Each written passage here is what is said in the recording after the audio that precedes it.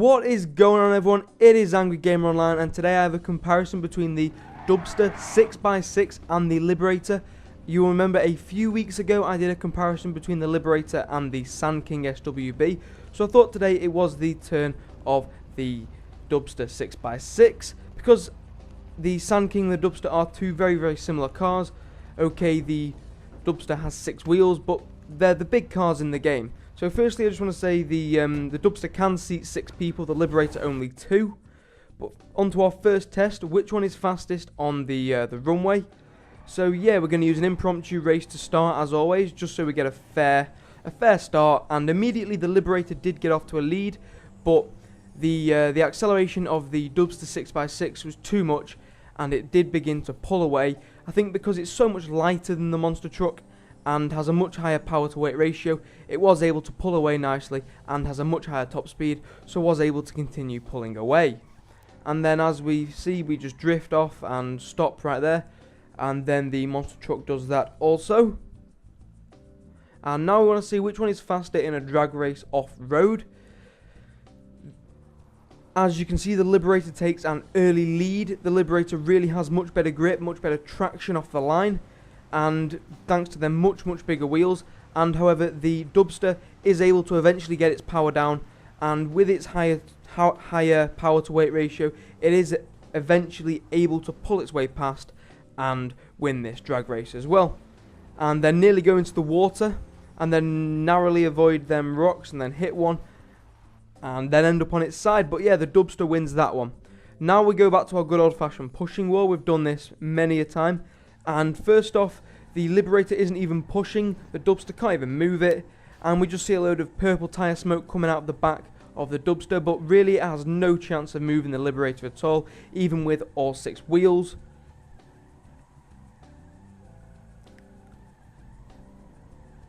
And then the Liberator does start to accelerate and easily pushes the Dubsta 6x6 back and out of the way.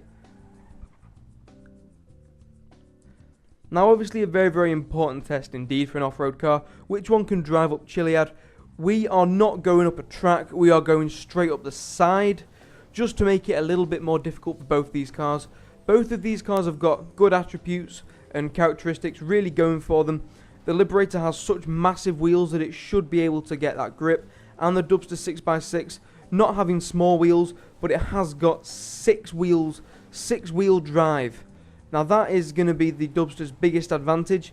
However, it has not got as much grip, so it does have a tendency of falling off, and then with a little bit of a nudge from the Liberator, it does seem very close to going off, and there it does seem very close to going off. But the driver of the Liberator is a gentleman, let me back on the road in front of him because that was my rightful position, and then yeah, we carry on. Unfortunately, we can't get up any sort of speed really, just for the fear of going off the side. And I know for a fact that the Dubsta 6x6 just isn't able to get back up the side if it falls off this sort of peak.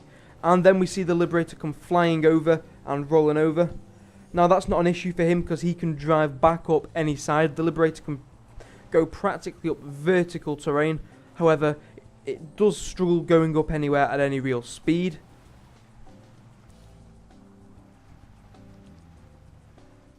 And now we move on to a really thin stretch. I go very slowly over here because I do not want to fall off the side because that would be a disaster. But yeah, the Dubsta is pretty capable of pulling itself up pretty steep inclines, not quite vertical. But yeah, the Dubsta is really pulling away with this one. And the Dubsta does romp home to win this test by quite a long way.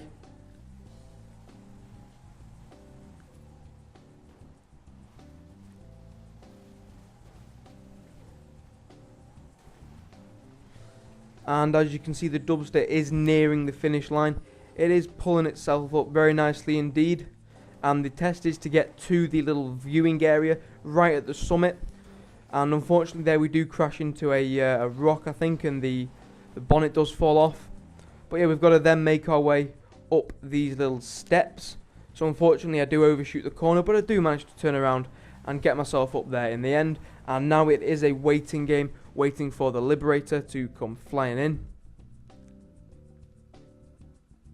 Now this just shows you by just how much the the Dubsta 6x6 manages to win this test, I've got time to get out and get on the roof before we see the Liberator come flying over there, getting a fair amount of air, and then trying to pull itself all the way up here. Unfortunately, it is just so big it didn't fit through that narrow gap, and then it's sort of just monging out, jumping over there. But now we want to see which one is the best at jumping, and I'm going to view this through the scope of my sniper rifle just to get a nice close-up view.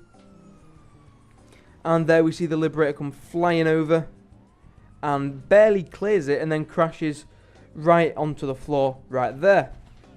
Now we have the Dubsta 6x6. I am sat in the back. I wanted to see whether you can stay in it, and the answer to that is no. I go flying off, and the Dubsta then gets stuck in between some stairs and the building.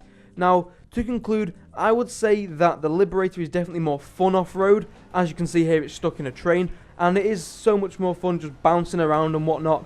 However, in real-world scenarios, the Dubsta 6x6 is much quicker on all terrain and is a slightly more practical vehicle because it can carry 6 people, and the novelty of having 6-wheel drive. However, both these cars are absolutely fantastic and I enjoy them.